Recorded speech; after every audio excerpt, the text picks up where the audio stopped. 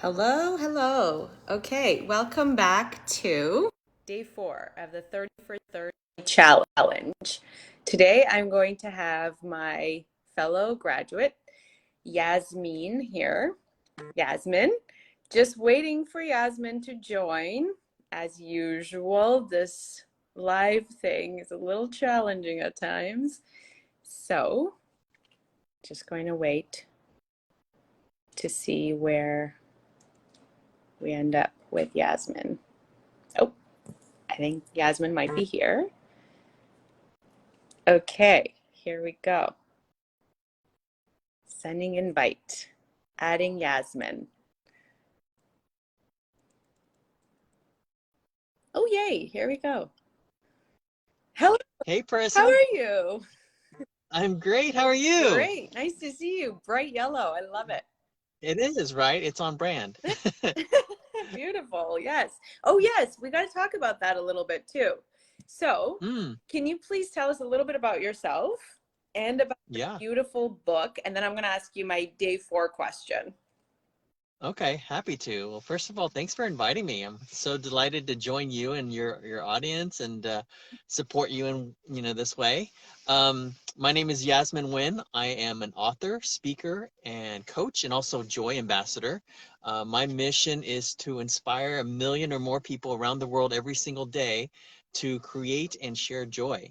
And I'm excited to launch my upcoming book called The Game of Joy, and it's really based on the idea that now more than ever in our world we need joy, right, with everything that's going on. And so often we find ourselves looking for joy, we find ourselves hoping for joy, waiting for joy. And I believe that through my experiences and research and journeys that I've discovered a way to create joy. And I am excited to be able to empower, leaders and, everyone around the world to be able to take ownership and be able to create joy in their lives and really make a difference in their relationships and their communities. So beautiful. That's amazing. Thank you. And you traveled the States, right? When you came up with Yeah. So how long did you travel? So 4 years ago, I took 2 years to drive around the country, all around the U.S., 40 plus states, and actually got a chance to visit a number of international destinations, including Japan, Mexico, Canada, and it was the most incredible journey of my life, just getting the chance to meet people and really discover and learn about joy. And that's what inspired you to write the book? It did. It did take a couple years afterwards, and it certainly took the journey that we've shared together through this transformational leadership program that allowed me to clear out a lot of things that was blocking my own joy, Mm, and that's been a critical component to the game of joy. Then, so I love it. mhm. Thank you so much for that. Uh, Of course. okay, I'm going to ask you the day 4 question. So why do you think Okay. people resist growth in leadership? That's such a good question. I think resistance happens when we're stepping into a place of change. I think there are three main reasons why people tend to resist the growth in leadership. I think the first one involves pain, Mm, right? When we think about growth, it's really about stepping way beyond our own comfort zone, right? It's about expanding our comfort zone. And even if you think of, like, let's say fitness, for example, if you're trying to grow your muscles, you've got to tear those muscles, and that causes pain. But in the process of doing so, those muscles rebuild, and that's where the growth happens. I think also pain happens when we're forced to confront things that we've been avoiding, mm, and sometimes we have to work different types of muscles, mentally, emotionally, like, for example, courage or compassion or vulnerability. Those can be painful, but that's where the growth happens. So I think the first thing is pain. The second is uncertainty. Sometimes growth happens, like I said, beyond the areas that we're comfortable and familiar with. And so with that comes uncertainty around, what if I fail? What if I let people down? What will people think? What if I'm not good enough? All these what if situations, and that uncertainty creates fear, and so I think that fear also creates resistance.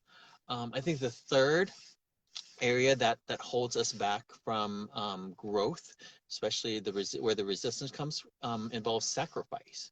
And what I mean by that is that sometimes we have to let go of who we've been, let go of our identity. We also get to let go of our stories. These are stories that give us a chance to claim victimhood and all these other things. But if we let that go, then it's scary, right? And then we also may have to let go of some people in our lives, Mm. with certain relationships that hold us back.